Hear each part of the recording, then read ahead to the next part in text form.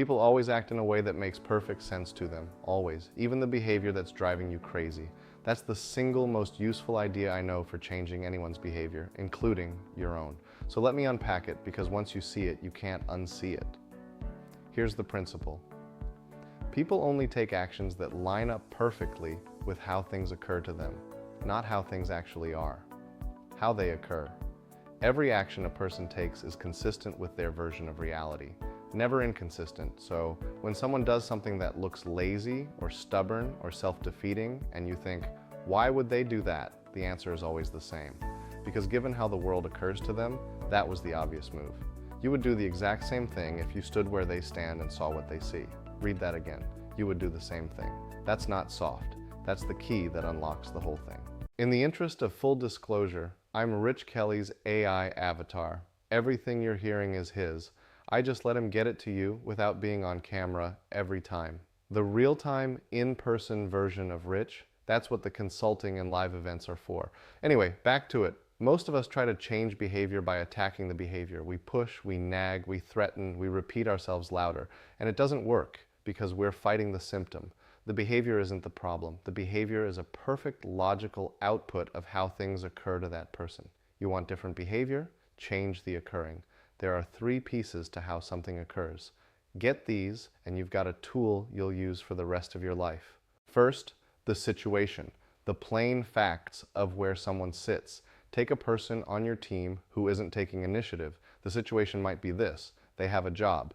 They get paid the same whether they stretch or coast. Nobody's ever clearly told them what great looks like. And the last time they took a risk, they got criticized for it. That's the situation. Notice there's no judgment in it yet. It's just the facts as they sit around that person. Second, the environment. How does the world around them feel from the inside? Is it safe to fail, or is it a minefield? Is effort noticed or invisible? Does speaking up get rewarded or punished? 2 people in the identical situation can be living in completely different environments because the environment is how the surroundings occur, not the surroundings themselves. Third, and this is the deep one, how does the person occur to themselves?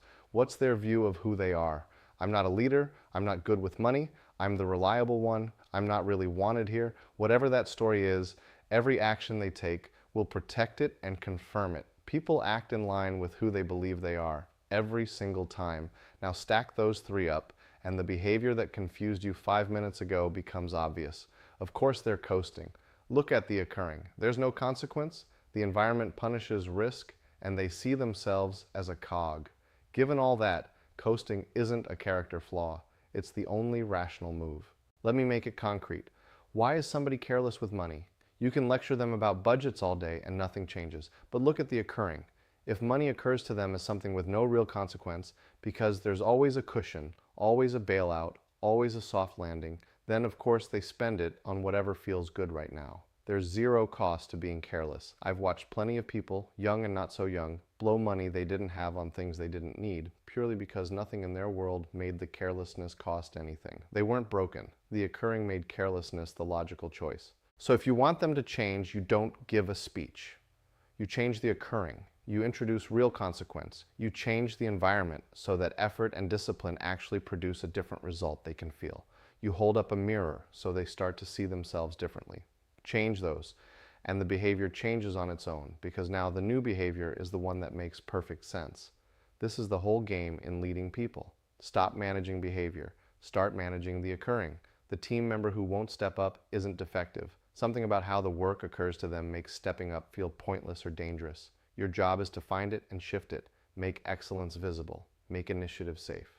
Make the consequences real, both the rewards and the costs. Help them see themselves as someone capable of more. Do that, and you don't have to drag anyone anywhere. They'll walk there on their own. And here's the part that'll sting a little. This applies to you too. That thing you keep not doing, the call you won't make, the habit you can't break, the standard you keep dropping, you're not weak. Given how it occurs to you, your behavior is perfectly logical. So stop beating yourself up about the behavior and go to work on the occurring. How does that task occur to you? What's the story you're telling yourself about who you are? Change that and the action gets easy. People act consistent with how the world occurs to them, every time, no exceptions. So if you want to change what someone does, including yourself, quit fighting the action. Change the occurring.